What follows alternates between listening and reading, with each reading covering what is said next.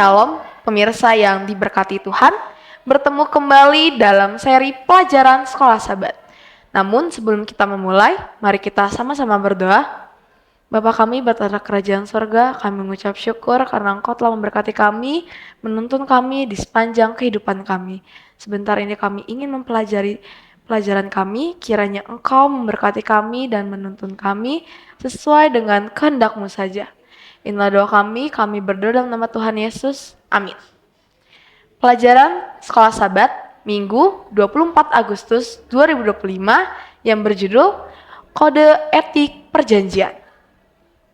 Di Sinai, dengan memberikan hukumnya, Tuhan menetapkan dasar untuk mengajar umatnya bagaimana melalui hubungan dengannya mereka dapat menjalani kehidupan yang kudus. Tetapi prinsip-prinsip hukum itu perlu diterapkan dalam kehidupan sehari-hari. Sehingga Allah memberi mereka hukum tambahan yang disebut hukum perjanjian. Adalah tanggung jawab para hakim untuk mengawasi undang-undang ini dan menerapkannya dengan benar.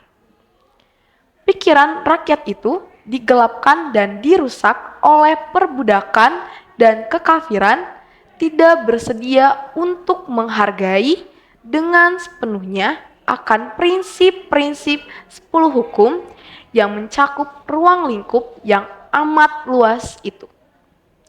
Agar supaya tuntutan hukum itu dapat dimengerti dan dilaksanakan dengan sepenuhnya, maka peraturan-peraturan tambahan telah diberikan untuk menggambarkan serta menggunakan prinsip hukum itu.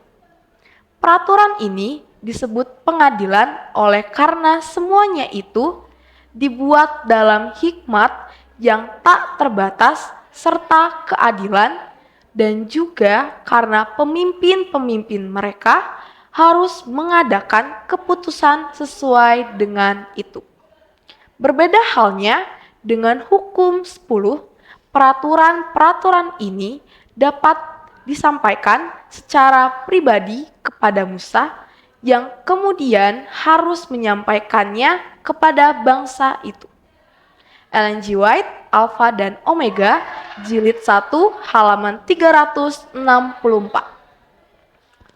Saudara-saudara, marilah kita membaca dalam Keluaran 21 ayat 1 sampai 32. Ayatnya yang pertama, inilah peraturan-peraturan yang harus kau bawa ke depan mereka. Apabila engkau membeli seorang budak Ibrani, maka haruslah ia bekerja padamu 6 tahun lamanya. Tetapi pada tahun yang ke-7, ia diizinkan keluar sebagai orang merdeka dengan tidak membayar tebusan apa-apa. Jika ia datang seorang diri saja, maka keluar pun ia seorang diri. Jika ia mempunyai istri, maka istrinya itu diizinkan keluar bersama-sama dengan dia. Jika tuannya memberikan kepadanya seorang istri, dan perempuan itu melahirkan anak-anak lelaki atau perempuan, maka perempuan itu dengan anak-anaknya tetap menjadi kepunyaan tuannya. Dan budak laki-laki itu harus keluar seorang diri. Tetapi jika budak itu dengan sungguh-sungguh berkata, "Aku cinta kepada tuanku, kepada istriku, dan kepada anak-anakku, aku tidak mau keluar sebagai orang merdeka," maka haruslah tuannya itu membawanya menghadap Allah. Lalu membawanya ke pintu atau ke tiang pintu, dan tuannya itu menusuk telinganya dengan penusuk, dan budak itu bekerja pada tuannya untuk seumur hidup. Apabila ada seorang menjual anaknya yang perempuan sebagai budak, maka perempuan itu tidak boleh keluar seperti cara budak-budak lelaki keluar. Jika perempuan itu tidak disukai tuannya yang telah menyediakannya bagi dirinya sendiri, maka haruslah tuannya itu mengizinkan ia ditebus. Tuannya itu tidak berhak untuk menjualnya kepada bangsa asing karena ia memungkiri janjinya kepada perempuan itu.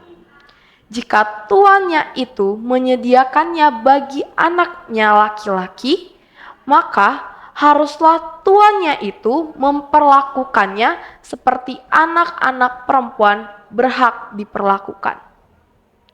Jika tuannya itu mengambil perempuan lain, ia tidak boleh mengurangi makanan perempuan itu, pakaiannya, dan persetubuhan dengan dia. Jika tuannya itu tidak melakukan ketiga hal itu kepadanya, maka perempuan itu harus diizinkan keluar dengan tidak membayar uang tebusan apa-apa. Siapa yang memukul seseorang sehingga mati, pastilah ia dihukum mati.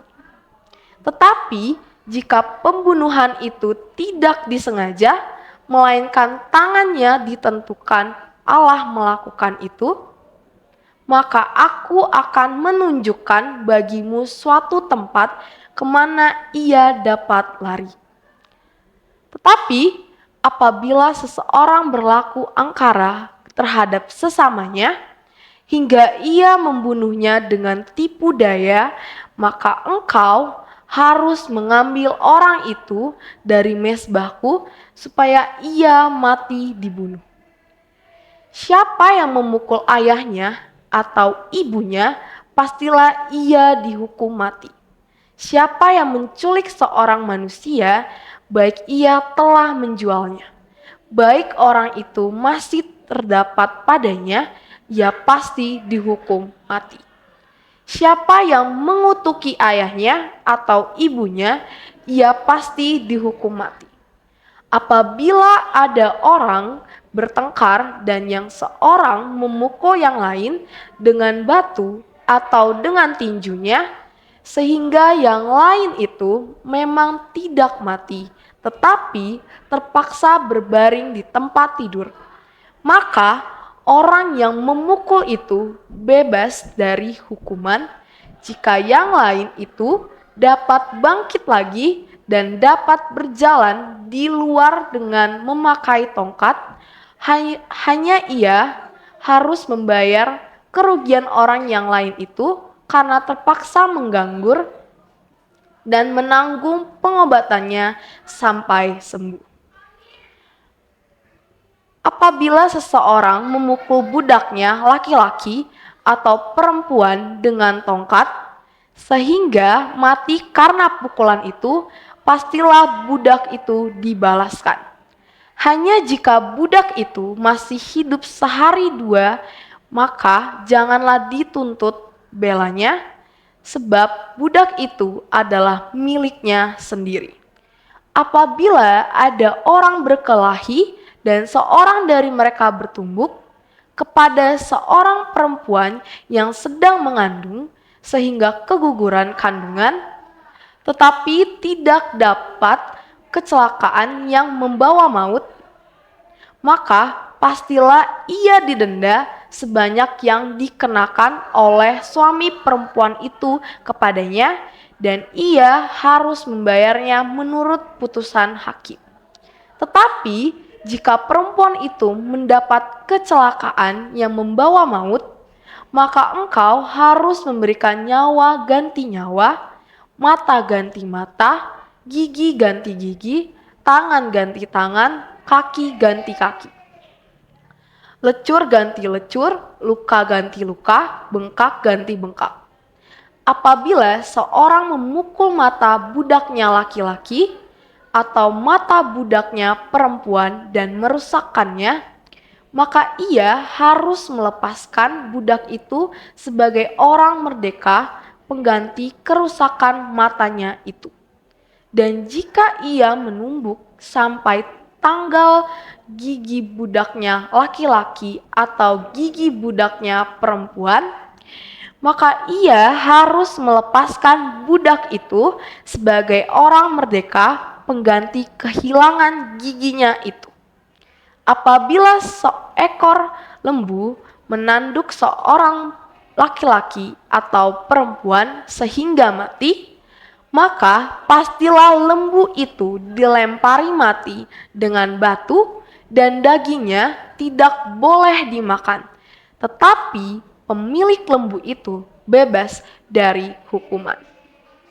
Tetapi jika lembu itu sejak dahulu telah sering menanduk dan pemiliknya telah diperingatkan, tetapi tidak mau menjaganya, kemudian lembu itu menanduk mati seorang laki-laki atau perempuan, maka lembu itu harus dilempar mati dengan batu, tetapi pemiliknya pun harus dihukum mati. Jika dibebankan kepadanya uang pendamaian, maka haruslah dibayarnya segala yang dibebankan kepadanya itu sebagai tebusan nyawanya. Kalau ditanduknya seorang anak laki-laki atau perempuan, maka pemiliknya harus diperlakukan menurut peraturan itu juga. Tetapi jika lembu itu menanduk seorang budak laki-laki atau perempuan, maka pemiliknya harus membayar 30 shikal perak kepada tuan budak itu. Dan lembu itu harus dilempari mati dengan batu. Peraturan khusus apakah yang diberikan terkait budak Ibrani, pembunuhan dan cedera fisik?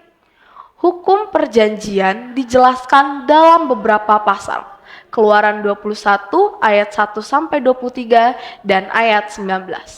Semua peraturan dan hukum ini dikeluarkan untuk menghentikan gelombang kejahatan dan membangun masyarakat yang tertib.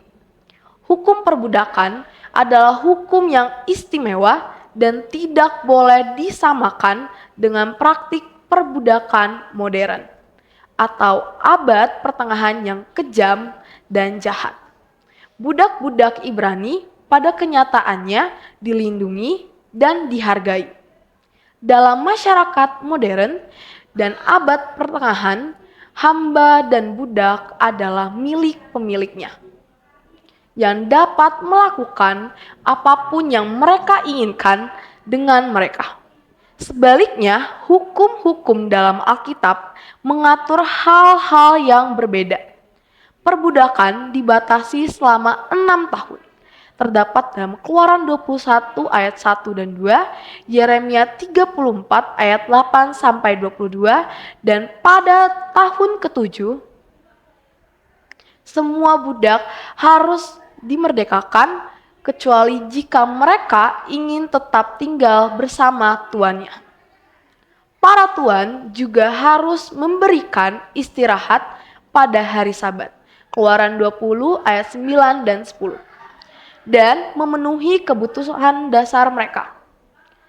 Meskipun di kebanyakan tempat di dunia, perbudakan yang dilembagakan sebagai besar telah dihapuskan, namun, apa sajakah prinsip-prinsipnya yang masih ada dan apakah yang dapat kita lakukan dalam lingkup terbatas kita untuk melawan prinsip-prinsip ini? Tuhan memberkati. Mari kita sama-sama berdoa. Bapa kami bertata kerajaan sorga, kami mengucap syukur Bapa karena baru saja kami sudah mendengarkan sedikit dari firman-Mu. Kiranya apa yang telah kami dengarkan itu, kiranya itu bisa membantu kami dalam menghadapi kehidupan ini.